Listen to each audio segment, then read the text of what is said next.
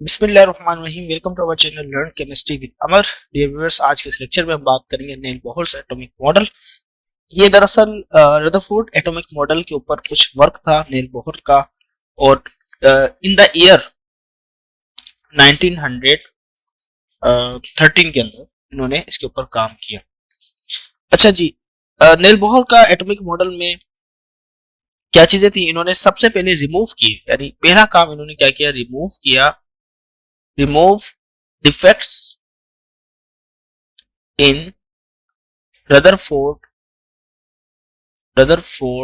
Atomic model.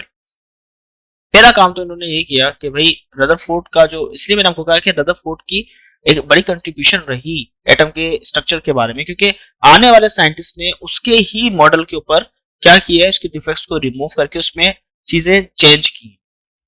तो ये नहीं कहेंगे रदरफोर्ड की जो मेहनत है वो जाया गई। ठीक है, किसी भी साइंटिस्ट की मेहनत जो है वो जाया नहीं जाती, क्योंकि इन्वेंशन जो होती है वो जरूरत के तहत होती है। वक्त के साथ साथ जब हम किसी चीज को अंदर जरूरत महसूस करते हैं तो उन चीजों में तब्दीली करते हैं। तब्दीली करने पर एक नई चीज आके जो है हमारे सामने आ जाती है, लेकिन उस चीज के ऊपर बहुत सारा वर्क पहले हो चुका होता है। तो साइंस और केमिस्ट्री और फिजिक्स, बाकी जो सब्जेक्ट्स हैं, इनमें जितनी भी इजादात हैं, वो साइंटिस्ट का एक दिन का काम नहीं था और एक साइंटिस्ट का काम, उनकी पूरी एक हिस्ट्री रही है, साइंटिस्ट ने काम किया है। हाँ, ये कह सकते हैं कि जो एक साइंटिस्ट था जिसने फाइनल उसको कंक्लूड कर दिया तो उसका नाम आ जाता है। ठीक है, जैसे नेल बोहर ने अब डिफेक्ट्स के ऊपर काम किया था रदरफोर्ड के, कि भाई क्यों ये डिफेक्ट्स थे, इसके ऊपर वर्क किया और उन्होंने सबसे पहले रिमूव कर दिए defects in Rutherford atomic model. ठीक है क्योंकि इन्होंने दो काम किए थे। पहला काम तो स्पेक्ट्रम के ऊपर जो साइड डिस्कशन थी कि कंटिन्यूस स्पेक्ट्रम है या लाइन स्पेक्ट्रम है, तो इन्होंने इस बात को प्रूव किया कि लाइन स्पेक्ट्रम होगा, और इन्होंने इसकी एग्जांपल ली हाइड्रोजन एटम से। ठीक है, हाइड्रोजन एटम का स्पेक्ट्रा लिया तो वो हमें लाइन स्पेक्ट्रा मिला। और वो क्या था, अब ये इन्होंने किस तरीके से इसको रिमूव किए इन डिफेक्ट्स को, अब इसकी हम बात करते हैं। लेकिन उससे पहले एक चीज है जो हम समझते हैं कि उसको डिस्कस कर लें यहाँ पर, उसके बाद आगे चलते हैं। क्वांटम, ठीक है, एक वर्ड है क्वांटम। क्वांटम क्या होता है? क्वांटम, इसको आप अगर लिखें तो ऐसे कह सकते हैं कि discrete quantity of energy proportion which can exist independently।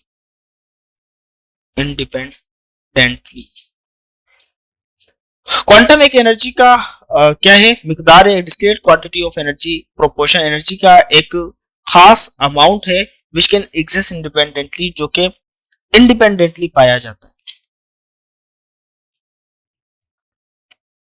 अच्छा, अब नेल बोहर की एटॉमिक मॉडल के कुछ पोस्टुलेट्स है, पोस्टुलेट्स पे हम बात करें। पोस्टुलेट्स, इस पर इन्होंने, इस पोस्टुलेट से जो सारा एक्सपेरिमेंट हो गया, कंक्लूजन हो गया, कुछ पोस्टुलेट्स बने, तो उसके ऊपर हम बात करते हैं कि वो क्या पोस्टुलेट्स थे। पहला जो पोस्टुलेट था नेल बोहर का एटॉमिक मॉडल को लेकर के, वो ये था कि एटम जो है ना, एटम उसका फिक्स्ड ऑर्बिट है। पहली बात तो देखिए, ये समझ लीजिए, इंटरेस्टिंग बात है, फिक्स्ड ऑर्बिट है। एटम का जो ऑर्बिट है वो फिक्स है, और जिसमें नेगेटिवली चार्ज, इन विच नेगेटिवली चार्ज पार्टिकल्स क्या करते हैं,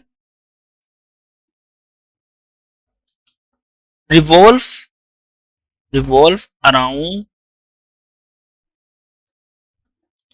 पॉजिटिवली चार्ज्ड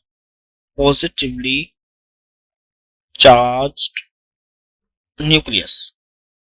ये बात तो तकरीबन मिलती जुलती है रदरफोर्ड के एटॉमिक मॉडल से, कि उसमें भी ये बात थी। इनके जो नेल बोहर साहब का जो पोस्टुलेट बना वो भी यही बना कि atom has fixed orbit in which negatively charge particles revolve around positively charge nucleus.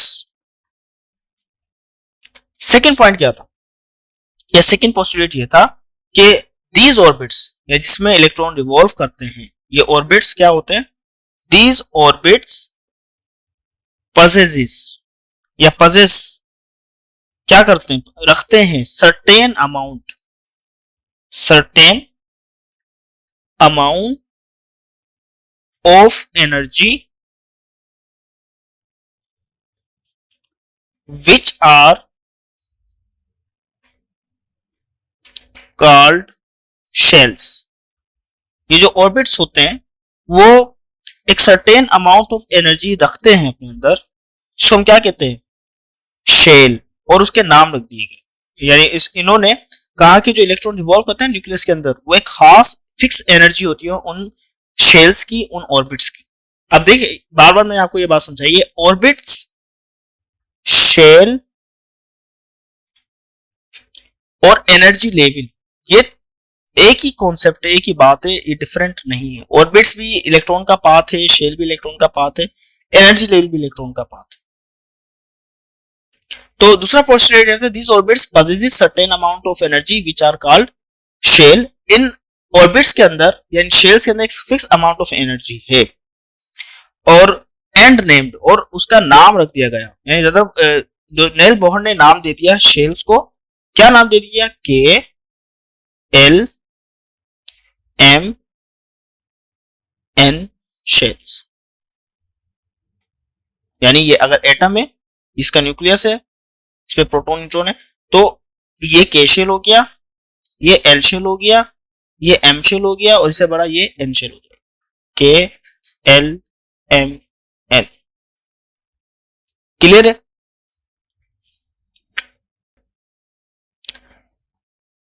Okay dear viewers, तीसरा पॉइंट क्या था? जो एनर्जी लेवल है, आप देखो यहां पर वर्ड यूज कर रहा है वो एनर्जी लेवल, कहीं पर ऑर्बिट का वर्ड यूज कर रहा है, तो इसे कंफ्यूज नहीं होना। एनर्जी लेवल, ऑर्बिट, शेल एक ही बात। Energy level are represented by, या शेल आर रिप्रेजेंटेड बाय, एक तो शेल को हमने लेटर से रिप्रेजेंट किया KLMN, ठीक है, और इसके अलावा बाय इंटीजर, हम इंटीजर से भी इसको हम समझ सकते हैं। क्या मतलब? मतलब ये है कि अगर मिसाल के तौर पे हमारे पास ये एटम का कोई स्ट्रक्चर है, प्रोटॉन, बल्कि इसके नीचे बना, ठीक है, ये न्यूक्लियस है, इसमें प्रोटॉन न्यूट्रॉन है, और ये K शेल आ गया, तो इसका एनर्जी लेवल क्या होगा? यानी एनर्जी लेवल को हम किससे?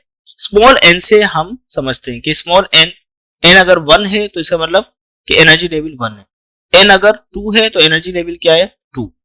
तो K शेल है, first shell is the K shell, और ये एनर्जी लेवल क्या है? एनर्जी लेवल 1 है। सेकेंड शेल L शेल है, तो ये एनर्जी लेवल क्या होगा? एनर्जी लेवल 2 है,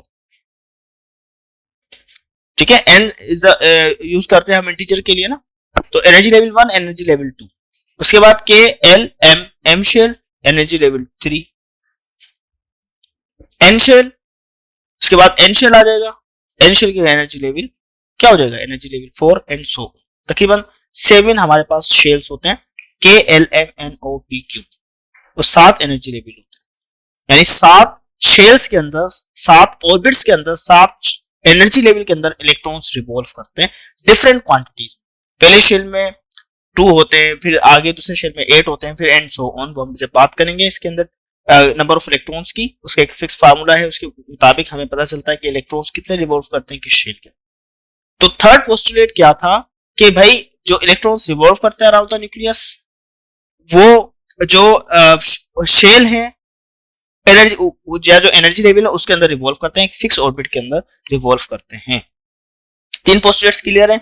नहीं क्लियर तो आप जरूर कमेंट बॉक्स में पूछिएगा। अच्छा, एक और बात आपको समझा दूं, ये आपको नजर आ रहा है एन शेल, यानी K शेल आपको नजर आ रहा है first energy level, this is known as the lowest shell, या लोवेस्ट एनर्जी लेवल भी कह सकते हैं इसको, आप लोवेस्ट शेल भी कह सकते हैं, बल्कि इसको अब ज्यादा हम सुटेबल ये रहता है कि हम लोवेस्ट एनर्जी लेवल कहते हैं इसको, लोवेस्ट एनर्जी लेवल। और N shell is the highest energy level, highest energy level, तो इसके आगे अगर दूसरा होता तो वो हाईएस्ट हो जाता, ठीक है, ये हायर आ गया,